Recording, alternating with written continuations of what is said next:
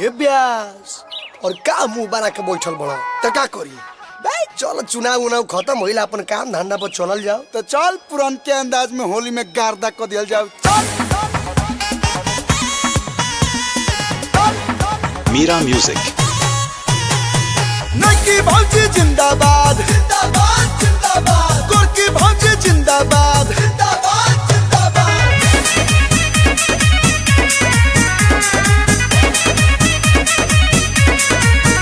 होली चढ़ल बा हमरो के फील करे दा, नए मोएला हंगवा के गिल करे दा।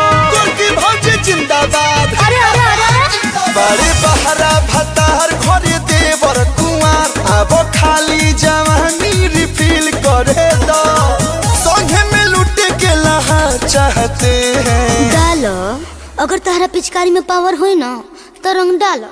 देवर दिलदार चाहते हैं, नया भतार चाहते हैं।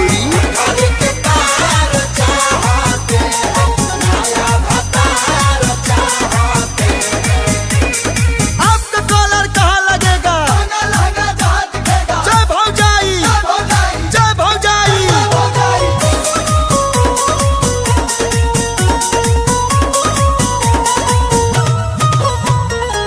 तोहरी ला बहनी मंगवले, नाही रोकाई भौजाई। ना मन मलोग डालो हरियर कलर चाहे पीला पीला, अब चोली के चीज को धो गिला गिला। ऑर्डर तो हर एक बार चाहते हैं। इजाजत है। देवर दिलदार चाहते हैं, नया भतार चाहते हैं।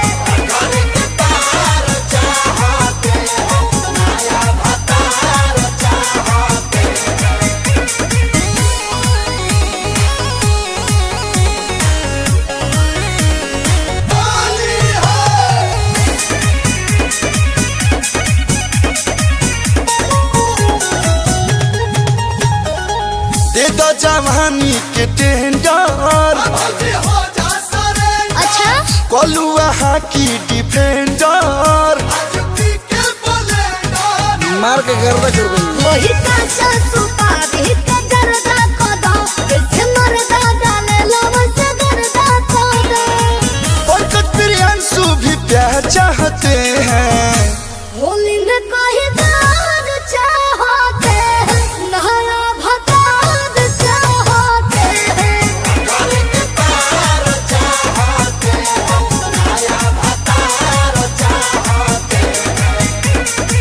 अगर कोई दिलदार देवर है तो मुझे फॉलो करे।